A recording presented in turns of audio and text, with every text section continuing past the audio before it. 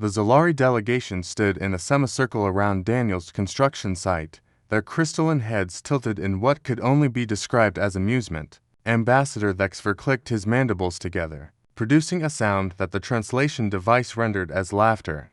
"Human Daniel," Thexfer said, his voice carrying across the frozen plateau of Kepler for 4 to be. "You have already constructed adequate shelter. Why do you waste resources building another wall?" Daniel paused, wiping frost from his beard. He looked up at the 7-foot-tall alien, then at the double-walled structure he'd been working on for the past 3 weeks. "It's called insulation, Ambassador. Where I come from, we prepare for the worst." The other Zolari joined in the clicking laughter. Their own dwellings were single-layer structures made of compressed mineral foam, perfectly adequate for the planet's typical climate. The humans had been on Kepler for 4 to be for only 6 months, yet they insisted on over-engineering everything. The worst. Thexfer's translator carried a note of condescension. "Human, our meteorologists have studied this world for 3 cycles. The temperature rarely drops below -20 degrees. Your initial structure was sufficient." Daniel hammered another support beam into place. "Back on Earth, my grandmother used to say, 'Hope for the best, prepare for the worst.' I'm just being cautious." Anna emerged from the inner cabin, carrying 2 steaming mugs. She handed one to Daniel and took a sip from her own. "Still trying to convince our neighbors?" she asked, glancing at the Zolari. "They think I'm paranoid." Daniel replied with a slight smile. "You are paranoid," Anna said, but there was warmth in her voice. "But that's why you're alive. And that's why I married you." Thexfer's skin plates shifted in the Zolari equivalent of a shrug. "The female human understands your eccentricity. At least, we shall leave you to your precautions." The delegation turned and glided back toward their settlement, their clicking laughter fading across the ice. 3 weeks later, the sky changed. Anna noticed it first. She'd been checking the atmospheric sensors when the readings began fluctuating wildly. "Daniel," she called out, her voice tight with concern, "you need to see this." Daniel joined her at the monitoring station. The barometric pressure was plummeting faster than anything in the Zolari's 3-year database. Wind speeds were climbing exponentially, and the temperature was already dropping. "Get on the comm," Daniel said quietly. "Warn the Zolari settlement." Anna's fingers flew across the communication panel. "Kepler colony to Zolari settlement.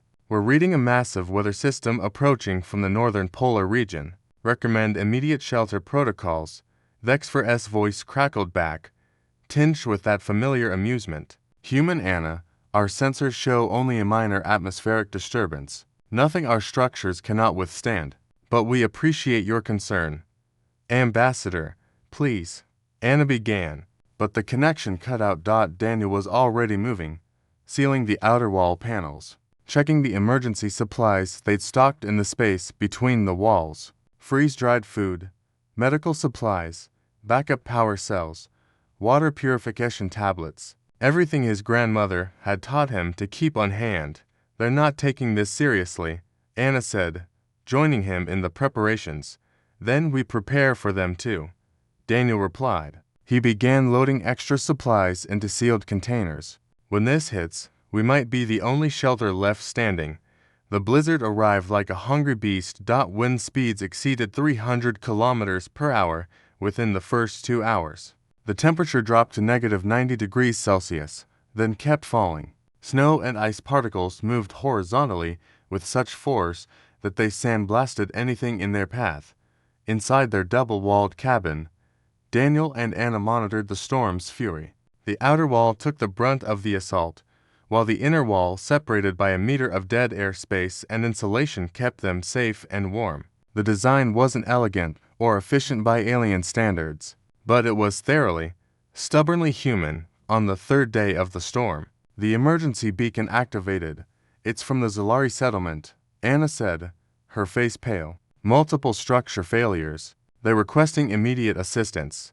Daniel looked at the raging storm outside. Visibility was 0. The wind could tear a person apart. It was suicide to go out there. He began putting on his thermal suit anyway. "The supply sled is rated for these conditions," he said, checking the seals on his helmet. I'll follow the guide cables we set up. The double wall technique we can teach them. Help them reinforce what's left of their structures. Anna grabbed his arm. Daniel, you'll die out there. Maybe, he acknowledged. But grandmother also used to say, we're all in this together. Whether we like it or not, he attached the supply sleds to the external cable system, another paranoid measure he'd installed, and ventured into the screaming white chaos. The journey to the Zolari settlement took 6 hours instead of the usual 30 minutes. Daniel found their structures collapsed or collapsing. The aliens huddled in the few remaining sheltered spaces, their crystalline bodies dimmed with cold and fear. Over the next 2 days, working in brutal shifts between storms, Daniel and Anna taught the Zolari the ancient human art of survival through redundancy. Double walls, air gaps, insulation, backup systems for the backup systems. The aliens, no longer laughing, learned quickly. When the blizzard finally ended after 9 days, the human cabin stood intact. The Zolari settlement, now reinforced with human paranoia, had survived as well. Ambassador Thexfer approached Daniel's cabin, his movements slower, humbler. Human Daniel, he said, and his translator carried no trace of amusement. We owe you our lives. We thought your caution was excessive.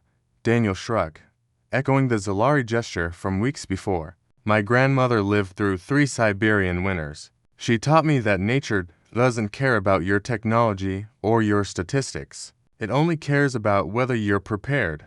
Your grandmother sounds wise, Thexfer said. She was, Daniel replied. She also taught me that neighbors look out for each other, even if they think you're crazy.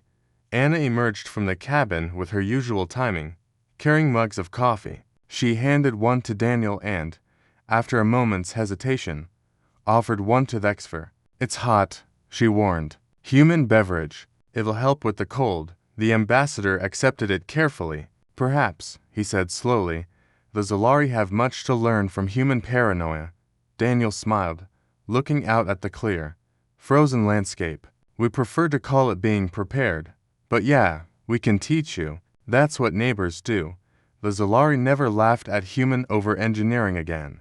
And when the next blizzard came, because there was always a next one, both settlements weathered it together, protected by walls within walls, and the stubborn human insistence that survival was worth any amount of extra effort.